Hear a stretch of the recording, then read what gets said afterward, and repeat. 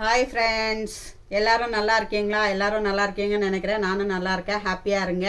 இன்றைக்கி வந்து நம்ம வீட்டில் மட்டன் பிரியாணி செய்ய போகிறோம். மட்டன் பிரியாணிக்கு என்னென்ன தேவை பொருட்கள் பார்க்கலாம் வாங்க. செய்முறையும் பார்க்கலாம். நம்மளுக்கு மட்டன் பிரியாணி நம்ம இன்றைக்கி 3/4 கிலோ அளவில் செய்ய போகிறோம்.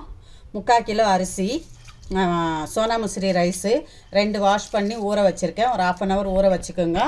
அதே மாதிரி 3/4 கிலோ மட்டனு, ஆட்டுக்கறி தான் மட்டனு, 3/4 கிலோ மட்டனு.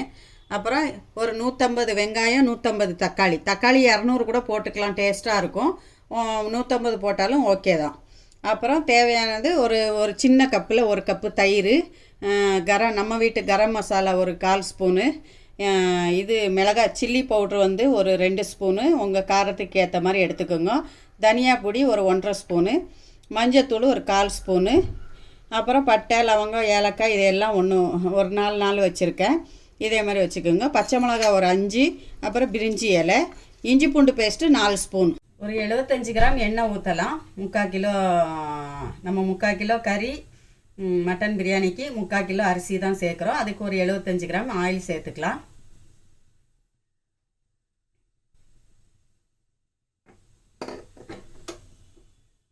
ஆயில் சூடாகட்டும். சூடானதும் நம்ம இந்த பிரிஞ்சி இலையும், இந்த பட்டை, லவங்கம், ஏலக்காய், பெரிய ஏலக்காய், ஸ்டார், அன்னாச்சி பூ இதெல்லாம் சேர்த்துக்கலாம். ஒரு 2 நிமிஷம். இதுலேயே நம்ம அந்த பச்சை மிளகாய் சேர்த்துக்கலாம். அதில் வெடித்தா நல்லாயிருக்கும் பச்சை மிளகாய் ஃப்ளேவரு. அதனால் பச்சை மிளகாவும் சேர்த்துக்கலாம். உங்களுக்கு காரத்துக்கு ஏற்ற மாதிரி சேர்த்துக்கோங்க. நான் 5 சேர்த்துருக்கேன். இப்போ 150 கிராம் வெங்காயம் சேர்த்துக்கலாம்.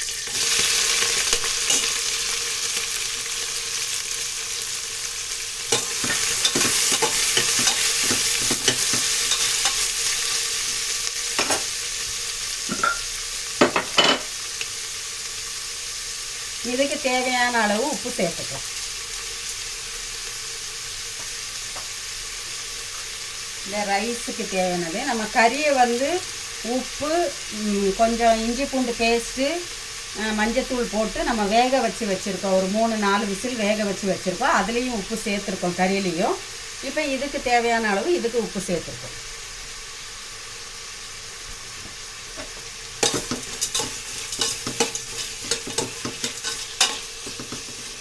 இப்போ இதில் 4 ஸ்பூன் இஞ்சி பூண்டு சேர்த்துக்கலாம். 4 ஸ்பூன். இது 3/4 கிலோவுக்கு 4 ஸ்பூன் சேர்த்தா போதும்.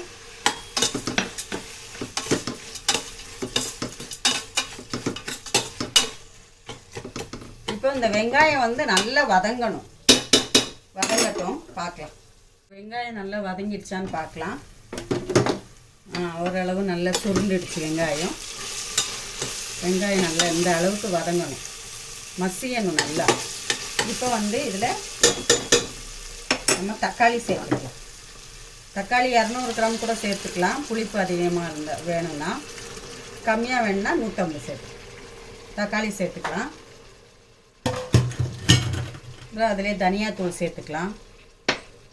மிளகாத்தூள் 1.5 ஸ்பூனு,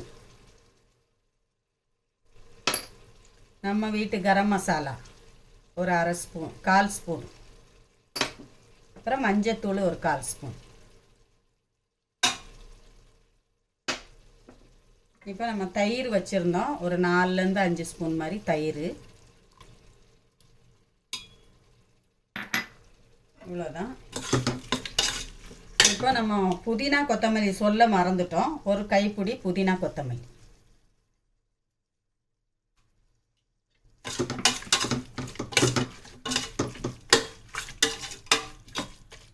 இப்போ இது தக்காளியும் நல்லா அதே மாதிரி மசியணும், வேகட்டும். தக்காளியும் வெங்காயம் மசிஞ்ச மாதிரி நல்லா மசியணும். இப்போ வேகட்டும். இப்போ தக்காளியும் நல்லா வதங்கிடுச்சான்னு பார்க்கலாம். இடையில ஒரு வாட்டி 2 வாட்டி கிண்டி விட்டுக்கிடுங்க, ஏன்னா பிடிச்சிடக்கூடாது, அடி பிடிச்சிரும். இப்போ தக்காளியும் நல்லா மசிஞ்சிருச்சு. இப்போ நம்ம ஒரு 3 விசில் கறி வேக வச்சுருக்கோம். இந்த கறியை சேர்த்துக்கலாம். 1/2 கிலோ கறி சேர்த்துக்கலாம். இப்போ கறியும் சேர்த்து இந்த கிரேவியோடு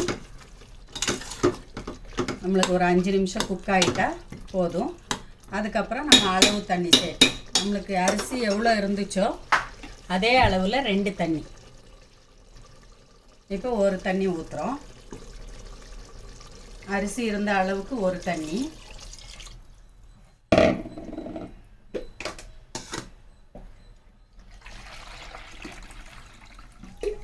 இது 2வது தண்ணி.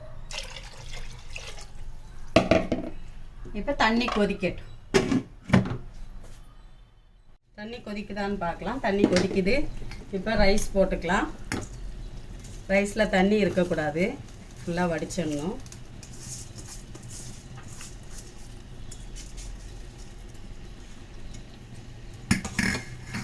இப்போ ஒரு கிளறிட்டு நம்ம இந்த ஸ்டேஜில் உப்பு வேணுனாலும் செக் பண்ணிக்கலாம். உப்பு வேணும்னா உப்பு போட்டுக்கலாம். இப்போ ரைஸ் வேகட்டும். வத்திருச்சான்னு பார்க்கலாம். தண்ணி சுத்தமாக இல்லை, தண்ணி வத்திருச்சு. இப்போ எல்லா பக்கமும் கிளறிக்கணும். எல்லா பக்கமும் ஒரே மாதிரி கிளறிக்கணும்.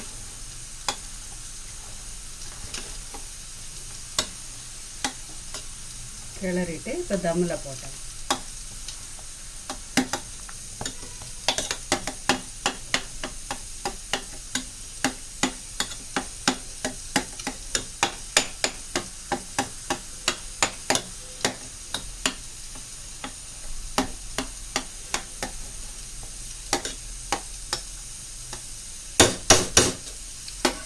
தம்மில் போட்டுட்டு தோசைக்கல் வச்சுக்கலாம். வேஸ்ட்டான தோசைக்கல்.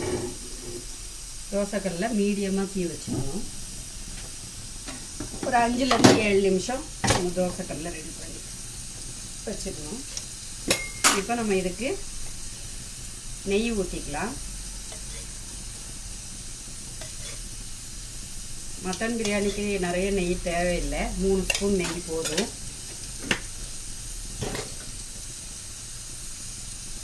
நெய் ஊற்றிட்டு நம்ம இது கார்னிஷ் பண்ணிக்கலாம். புதினா கொத்தமல்லி கொஞ்சம் எடுத்து வச்சிடணும், கார்னிஷ் பண்ணி. இப்போ 7லேருந்து 5 நிமிஷம் தம்மில் இருக்கணும். அப்புறம் பார்க்கலாம். பிரியாணி ரெடி ஆகிடுச்சான்னு பார்க்கலாம். நம்ம 5லேருந்து 7 நிமிஷம் வரைக்கும் தம்மு போட்டோம். இப்போ பிரியாணி ரெடி ஆகிடுச்சு.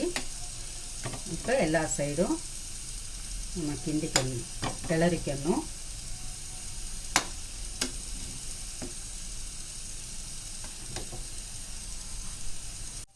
பிரியாணி அழகாக ரெடி ஆகிடுச்சு. தம் பிரியாணி நீங்களும் செஞ்சு பாருங்கள். எப்படி இருக்குன்னு சொல்லுங்கள். லைக் பண்ணுங்கள், ஷேர் பண்ணுங்கள், கமெண்ட் பண்ணுங்கள், சப்ஸ்கிரைப் பண்ணுங்கள். எங்கள் பெப்பர் சமையல் சேனலுக்கு சப்போர்ட் பண்ணுங்கள். இன்ஷா அல்லாஹ் உங்களுக்காக நான் துவா செய்கிறேன், எங்களுக்காக நீங்கள் துவா செய்யுங்க. இன்ஷா அல்லாஹ் அடுத்த வீடியோவில் சந்திப்போம். அஸ்ஸலாமு அலைக்கும். Mutton biryani ready.